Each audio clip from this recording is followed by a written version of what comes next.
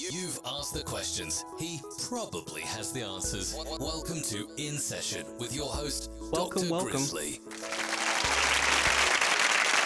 Time for our favorite part of the week. Welcome to In Session. This point of the stream, take anonymous mental health questions and advice questions from chat, and I answer them when we talk through them together. And in case you weren't aware, I uploaded the first episode of In Session on my YouTube channel, which is going to be highlights of these questions throughout the week, the best questions or best conversations or ones that I think that would be most helpful to people. So feel free to check that out if you would like to. So Anonymous writes, do you have any advice on how to overcome catastrophizing? I tend to do that for literally everything, and it's exhausting. Like, I'm constantly worried about getting fired, or I will cut a friendship off if I think they stop liking me, despite there not being any reason for it. Okay, so bit of background. If you are not familiar with what the word catastrophizing means, it's kind of in the name. It's probably pretty intuitive, but if you're not really sure what that really refers to, catastrophizing is basically taking like one thought that you may have or one situation and then sort of like rolling out from that or spiraling from that, where it's like, well, what if this happens? For example, like college students do this a lot. I used to work with college students. They'll be like, oh, I got a D on this test, I'm gonna fail this class, I'm gonna lose my scholarship, I'm gonna have to drop out of college because I can't afford it, then I'm not gonna be able to get a job, and then I'm gonna live a miserable life, right? And so it's like you've catastrophized all the way out to having to leave college from what actually happened was just you got a D on a test. But that's kind of a good example of like catastrophizing. I like that, Gwen. Grounding techniques, yeah. Catastrophizing is a specific term that actually comes from cognitive behavioral therapy. But I think it has become a little more like typical nomenclature now. But this word used to be really, it kind of came from cognitive behavioral therapy. And so, Anonymous, I'll tell you what cognitive behavioral therapy would say for catastrophizing, and it does work. I think Gwen's suggestion of grounding techniques is also a super good suggestion. So CBT is all about challenging your thoughts, right? It's challenging the validity of your thoughts. And so let's use that example of the exam, right? Let's say you get a D on your exam. That obviously sucks. Like, you fully right to feel not great about that. And then you think, well, I'm gonna fail this class. And so that's sort of the secondary thought, right? That's where it came from. And so that's the thought you would say, okay, what evidence do I have to support this? And when I say evidence, I mean like concrete, physical, 1000% objectively true evidence. And often when you analyze or sort of take apart a thought with that approach of like, what evidence do I actually have to support this thought that I'm having, most of the time the thought kind of breaks apart, because often with catastrophizing, none of it is really all that based in reality. And so this is kind of difficult. I'm basically asking you to think about thinking, which is not something that humans typically do on their own. And so a way that you could do this, maybe, if you think back to the last time you catastrophized, can you identify the steps, how you got from A to Z? What were the intermediate steps there? And maybe even plotting those out, like, okay, I thought this, and then I thought this was true, and from that I thought this other thing was going to be true. And I think as you do that through journaling or however you want to do it, thought mapping, yeah, that's a good example, you will raise your awareness to when this is occurring, and you'll be able to break it faster. So that would be my suggestion. Yeah, if you're able to break down one thought, every thought after that one kind of also falls apart. So Thrill mentioned tends to like over exaggerate it, take it even further to make himself laugh.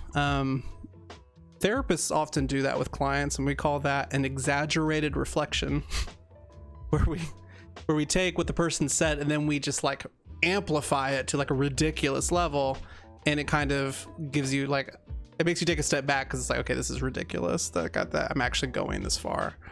That's a good example. If that works for you, I definitely think that's a great one. Some people that doesn't work with for them, because they'll just run with that new super exaggerated thing. But you know, do what works for you. I definitely think the more consciousness we can raise about our thinking and the way we think is always going to be helpful. So Anonymous writes, fell in love with an older man after 2 years who just told me he's attracted to me because I look like his stepdaughter. I called it off, but I don't really know how to deal with heartbreak, especially when it's so weird. He's perfect in every other way, and he's super successful. He's a super successful psychiatrist. Now I don't trust men or therapists. Is there a good non-therapy route for a life-changing heartbreak? Very weird feelings going on, or just general advice? I don't know. Anonymous, thank you for asking this question. I'm sorry you're having to deal with this. I imagine that kind of like heartbreak, like you said, is really difficult to deal with. I definitely validate like this piece. I validate you having like a reaction to that. I feel like I would definitely have had a reaction to that if I were you. And so I can certainly understand, as a result of that experience, forming trust in men or even mental health professionals is going to be very difficult. You know, it makes you wonder about, would a female presenting psychologist or therapist be a little bit of a better fit?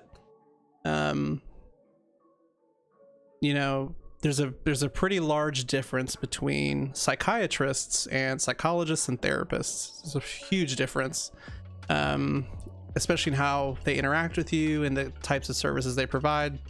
But you didn't ask for that. I'm just sort of pointing all that out. But certainly, if you're not really feeling like that's an area you want to go, then I think that makes that's totally understandable. As far as non-therapy routes, you know, certainly I would maybe look up in your area.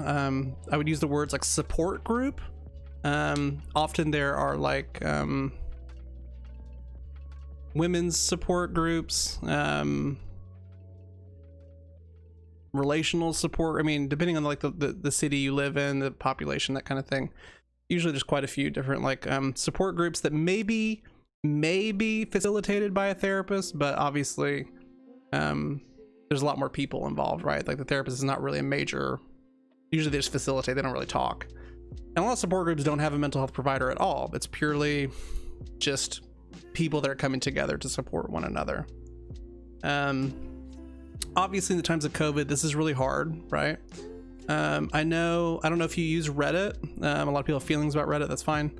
I know Reddit has quite a few subreddits devoted to like relationship support and that type of thing, where maybe you could, if you wanted to talk a little about this, maybe you find someone that has a relatable experience. And the last piece that I'll mention is a website called, wait, let me make sure I have the URL correctly before I say this to you. It's called Heart Support. Heart Support is a really cool organization and website that has like this like forum kind of thing where you can basically just say that you're seeking support. You can describe a little bit about what you're going through, kind of like you did here. And people will just offer you support, not like advice, or they won't try to fix things, purely support or ways that they can maybe relate to what you've been through. The Heart Support's really, it's heavily moderated, a very like safe, supportive space. And so that's a place I'd recommend. The other piece I'll mention, and I don't know if you really asked for this necessarily, but you know, I often talk about the ending of relationships as requiring time and space to grieve. And I know we normally talk about grieving in terms of when someone close to us or someone we had a relationship with has died.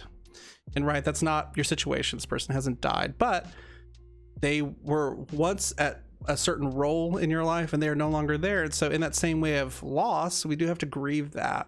And so grief is messy. Grief is a roller coaster of emotions. Just last week was the anniversary of my mom's passing.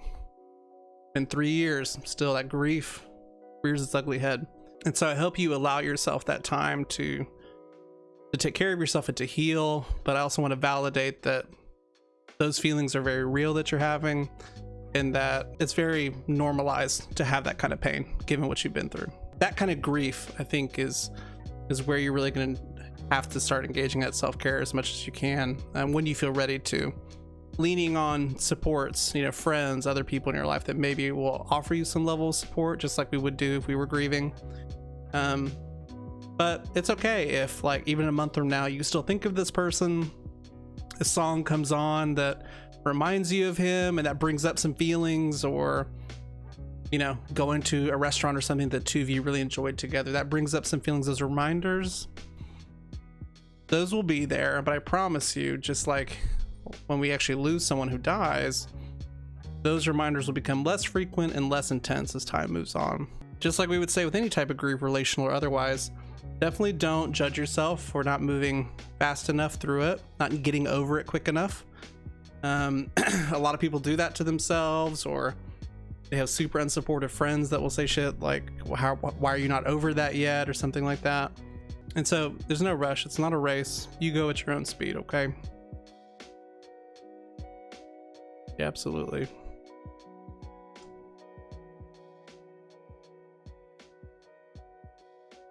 I hope that's helpful, Anonymous. Again, I'm really sorry that you're experiencing this. I imagine right now it's incredibly painful, but I wanted to offer you at least some resources there, maybe just some general advice on things that could be helpful. If you do decide to seek a mental health provider in the future, you know, I'm happy to help you do that if you need some assistance with it. But I definitely hope you're doing okay. I hope you take care of yourself. And I appreciate you writing in today. That was a good round of In Session. I appreciate everyone that asked questions. Even though it's anonymous, it still takes courage to put yourself out there and to put you know, your personal experiences and things that you're struggling with out in a public space for people to respond to. And so if you ask a question tonight, in the future, in the past, I hope that you acknowledge for yourself the level of courage that takes to do that. And I hope that you will be proud of yourself for that. Because that's you advocating for yourself, which I think is incredibly important. Have a great rest of your evening, and see y'all Tuesday. Bye.